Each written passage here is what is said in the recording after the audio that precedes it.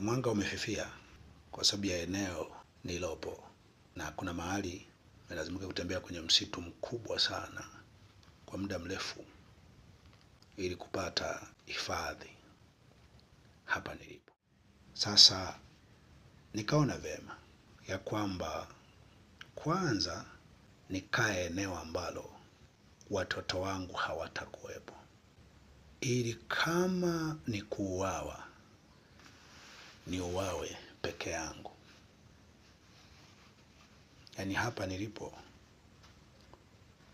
hakuna ajuaye nilipo, hata mke wangu hajui nilipo. Shalom watu wa Mungu. Nasikitika kuwajulisha kwamba nimekimbia mkoa. Sababu za kukimbia, najua wengi mnaonifuatilia mmekuwa mkipata taarifa mbalimbali za hatari ambazo zilikuwa zikinikabili. Lakini mwisho kabisa nilikuja kupewa taarifa na msamaria mwema aliyenitajia namba ya gari, aina ya gari na watu waliomo ndani ya gari. Na kwa kuwa mimi na watoto wengi tulikuwa kwenye maombi ya Mungu tuongoze cha kufanya hapa, na nikawa na ota ndoto binti yangu Guro ananiambia, anamuita mama yake, anasema mama, pana watu wabaya wako hapo nje na inaonekana wamekusudia kufanya mabaya. Kilichonishtua, ninaposhtuka hivi,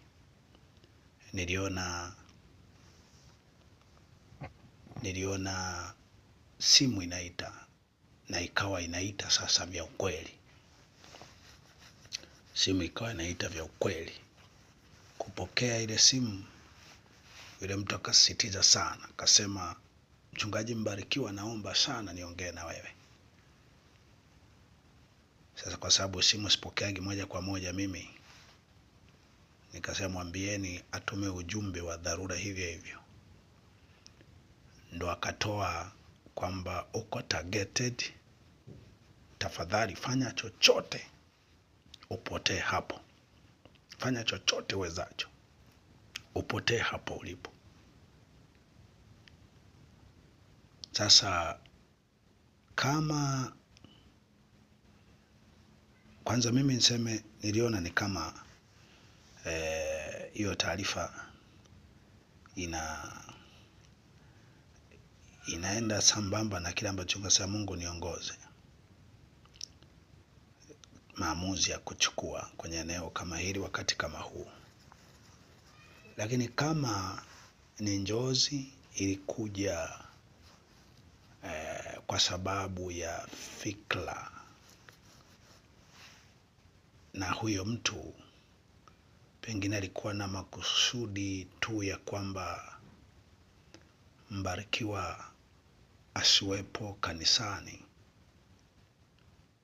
au nichukue hatua ambayo anaweza kawa anaichekelea kwamba walau nimefanikiwa. Anyway, maelezo ya huyo mtu hayawezi kuwa peke yake akajiona ni mshindi, kwa sababu nyuma yake nimesha posti sana picha za gari, na nilipozitolea maelezo mahali fulani kwenye vyombo, kwa sababu ambazo sijui, ziliacha kupaki pale kwa namna hiyo. Nilipozitolea taarifa kwenye vyombo nikaziposti kwenye mitandao, ziliacha kupaki hilo eneo. Lakini kubwa, watoto wamekuwa katika pressure kubwa, msongo mkubwa wa mawazo, maumivu makubwa kwa sababu Baba, wananiona niko hatarini na kosa hawalioni, na kwa kuwa pia na baadhi ya watu walionekana kupotea, walionekana kuuawa, makosa hayakuonekana, basi walijua pengine na saba ni Mungu ameruhusu wakati huu kulia.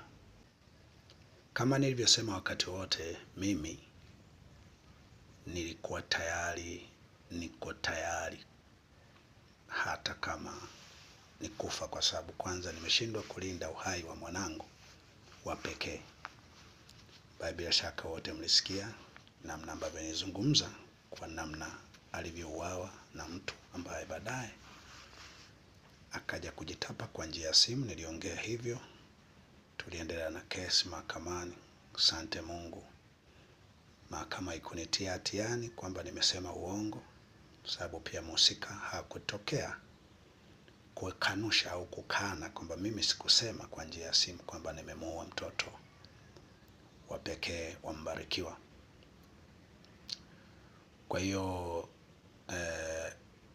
sababu mimi sikuwa na sababu ya kuogopa kufa. Haiwezekani niponze uhai wa mwanangu alafu mimi nijiponye.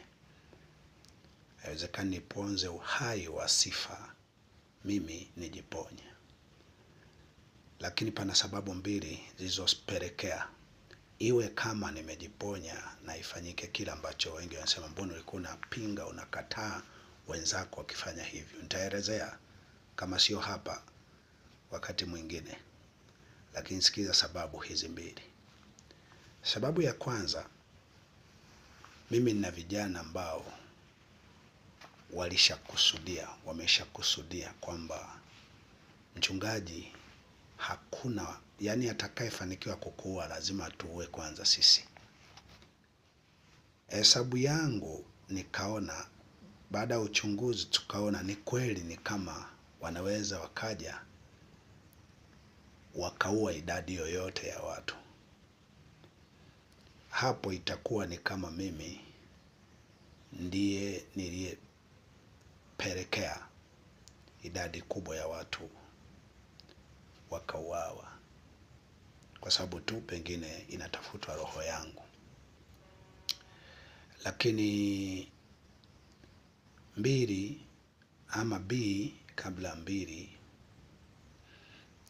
yake nikaona inawezekana, kwa sababu nia pengine ni kumuua Mbarikiwa tu. Kosa nitakujulisha kidogo hapa. Pengine kwa sababu nia ni kumuua tu Mbarikiwa, hao watu wanaweza kuvunjwa miguu kwa risasi, wakajeruhiwa na Mbarikiwa kauawa.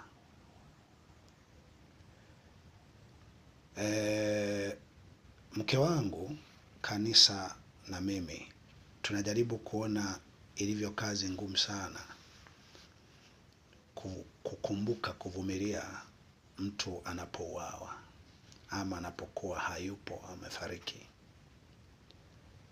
Sababu ya pili, pia huruma imekuja kwamba mimi niko tayari kufa, naweza nikauawa, lakini hao wengine wataishi miaka mingapi kwa maumivu zaidi? Yako maumivu yasiyoneneka ya kuuawa kwa mtoto, ya kufariki kwa Sifa kwa namna ile aliyofariki, ambayo Mungu anajua. Ikaonekana na mimi pia, kwa sababu tunaishi kwa ajili ya Mungu na Mungu ni watu.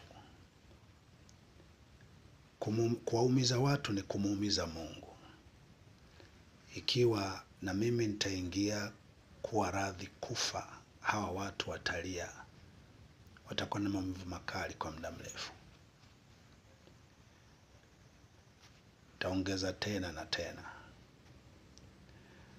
Sasa nikaona vema ya kwamba kwanza nikae eneo ambalo watoto wangu hawatakuwepo,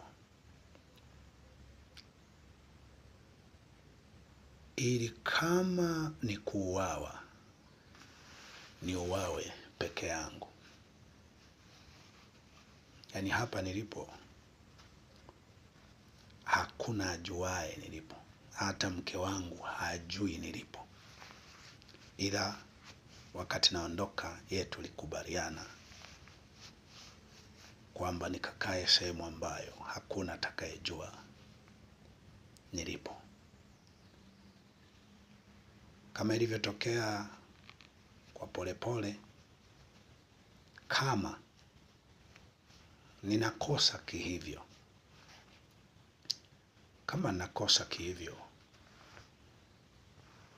basi naamini itakaponikuta kama ni kuuawa, nitauawa mimi mwenyewe peke yangu, wala sio na watoto wengine ambao wangejitolea kunilinda, kunikingia kifua. Kosa ni nini? Kosa moja katika taarifa iliyonipa aina ya gari, rangi ya gari, watu waliomo kwenye gari na mpango walionao, itoa kosa la kwamba kwa sababu chaneli yetu imeposti ile hotuba au maelezo ya Kapteni Tesha. Kwa hiyo inaonekana ni kama ni watu ambao tulikuwa na njama na Kapteni Tesha. Kimsingi kwenye chaneli yetu, kama unaifuatilia, huwa haiwagi ya kwanza kuposti vitu kama hivyo, au haiwezi kuviona vitu kama hivyo kwenye chaneli moja tukawa wa pili. Mpaka tunarusha ile ya Kapteni Tesha ilikuwa imesha sambaa sana. Kwa hiyo sisi tukajua hii bila shaka haina tatizo, wahusika wamejua pengine kinachozungumzwa kina maana. Lakini pia huwa tunauliza baadhi ya wanaokuwa kwenye nafasi fulani kwamba kama hii ikoje, wanakwambia hapana, mbona sasa watu wengine wameshairusha, na hata kama jeshi lingekuwa linasema hiyo taarifa itakiwi, kwenye ufafanuzi wake lingesema wote waliopandisha taarifa hiyo waiondoe. Pamoja na hayo, sisi tuliondoa ile tuliposikia kwamba Kabigomila alikuwa analalamika kwamba jamani, mimi Tesha sio ndugu yangu, na kuna vijana fulani almaarufu machawa kwa nasema kwamba huu ni mpango wa wachungaji, sio mchungaji. Kwa ni kama ilimletea, ni moja ya clip iliyomletea shida mchungaji Dickson Kabigomila. Tulipoona hivyo, sisi tuliondoa ile clip, tuliondoa kwamba sisi nia yetu hayakuwa mashindano, nia hayakuwa mashindano. Mimi siaminiki, hata kama umeshawahi kunifikiria hivyo, mimi siaminiki kufanya kitu kwa mashindano. Mimi nadhani natumia namna ambayo inaweza ikaleta maana zaidi. Kwa nipo na shida niliondoa, lakini pamoja na kuondoa nianza kuona magari yanapaki usiku saa 8 kutoka saa 7 kwa kujificha, na paka karibu na hapo nyumbani, kwa sababu watoto wako macho muda wote, wanaenda wanapiga picha na hama. Kwa hiyo kosa inaweza kwa huko mwishoni ambayo nilisikia msamaria mwema huyu aliyetoa taarifa alisema kosa ni hilo ambalo limepelekea uingie kwenye mpango wa kuuawa. Kosa lingine ambalo nilikuwa nalihisi, kwa sababu kabla ya hizi siku 2-3 kosa lingine ambalo nilikuwa nalihisi ni kwamba yule mtu ambaye nilimsema kwamba amesema kwa njia ya simu kwamba ameua mtoto wangu, nilihisi pengine baada ya mahakama kunipa ushindi kwamba Mbarikiwa hana hatia kusema hivyo, kwa sababu yule aliyemsema hajaja mahakamani kukanusha wala hakwenda polisi popote kulalamika. Niliona ni kama, kwa sababu bado ni mtu anaweza kuwa na nguvu tena na tena na tena, niliona ni kama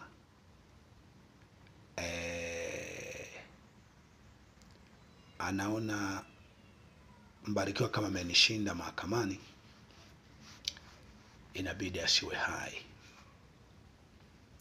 Sababu hapo nyuma pamekuwa na trending za hapa na pale za magari kuja kupaki pale, unauliza kosa nini? Nikahisi kitu cha aina hiyo, kwa sababu naamini kabisa wengi hata wakati fulani wahi kukaa kwenye kikao fulani na kamati ya ulinzi na usalama ya mkoa, wakati mkuu wa mkoa ni Juma Homera.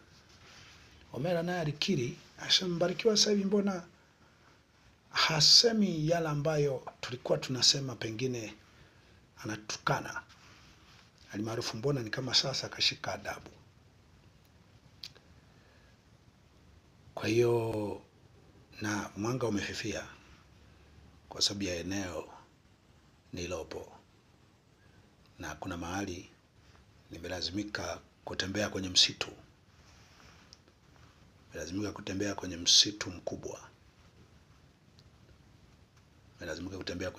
mkubwa sana kwa muda mrefu ili kupata hifadhi hapa nilipo. Kwa hiyo huu mwanga muutegemee kwamba katika wakati mwingi sana naweza nikawa natoa kripu kwenye mwanga hafifu.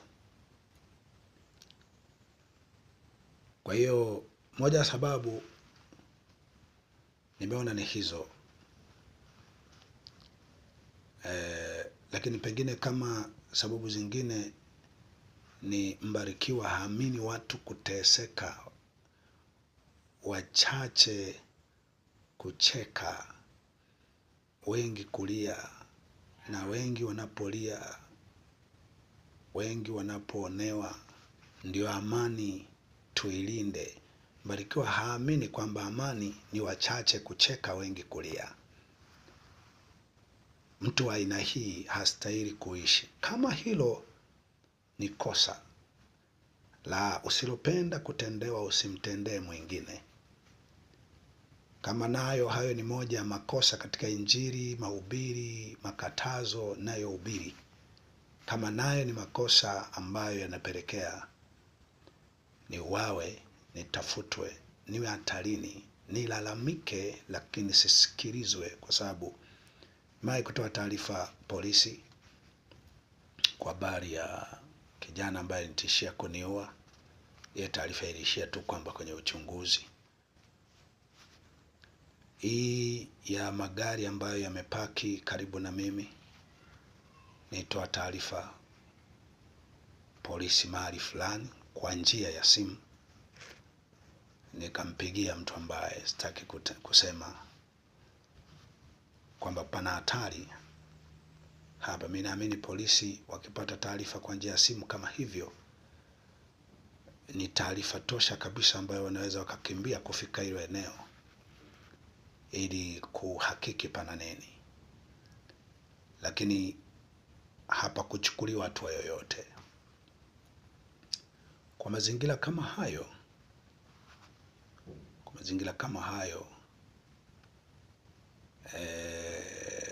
sijui, inawezekana makosa ni mengi, na moja ya makosa ni acha kuhubiri kwamba amani sio wachache kucheka, wachache kushiba, wengi kulia. Hiyo ndo amani ambayo tunatakiwa tuilinde, Sasa usipinge hivyo. Tunaposema amani, tunu ya amani tuilinde hivyo, wakati wachache wanacheka, wanakula, wengi wanalia. Wewe hutaki tulinda amani ya aina hiyo. Niwaambie kwamba nipo hapa kwa muda. Nimeona ikiwezekana watoto wangu ikiwezekana wajaribu, kwa sababu hata kama wanauawa, nimetaka isionekane wanauawa kwa sababu wananilinda mimi. Kama wanauawa, ionekane ni wao wenyewe na mawazo walionayo na namna ambavyo wanajisikia. Lakini baada ya muda ikionekana hakuna, wameshajiridhisha na kuona, basi ikiwezekana mchungaji, kama ni kukuua, wana mpango wa kukuua, basi na wakuue tu, na wakuue tu, kuliko hii hali au wengine na wenyewe wakija kuona mambo magumu zaidi ambayo sasa wanaona imeshindikana. Naahidi kwamba tarudi Mbeya. Tarudi Mbeya, taonekana kanisani, tahubiri haya. Usilopenda kutendewa usimtendee mwingine. Amani sio wachache kushiba, wengi kulia. Amani ni hali ya unavyojisikia vizuri. Amani inakuja mpaka uone mtu mwingine naye anajisikia vizuri kama unavyojisikia vizuri. Otherwise uweze ukaenda msibani ukasema mimi nina amani. Watu watasema wewe ni mchawi.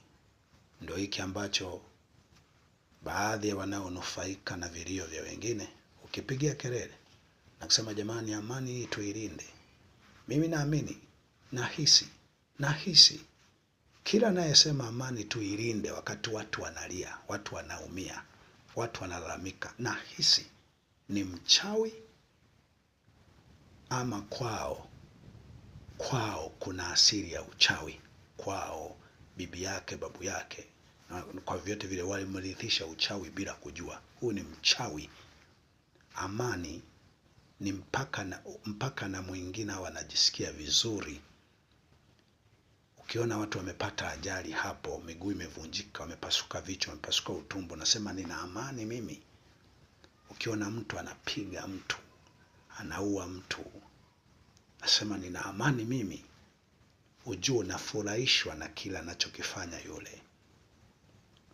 Ujue umefurahishwa na mabaya, vilio hivyo ambavyo hao wengine wanalia. Kwa hiyo watu wa Mungu, nitawarudia kufafanua vizuri, na hasa baada ya comment hapa na pale nitawarudia kufafanua mambo mengine. Asanteni sana. Mungu abariki sana. Amen.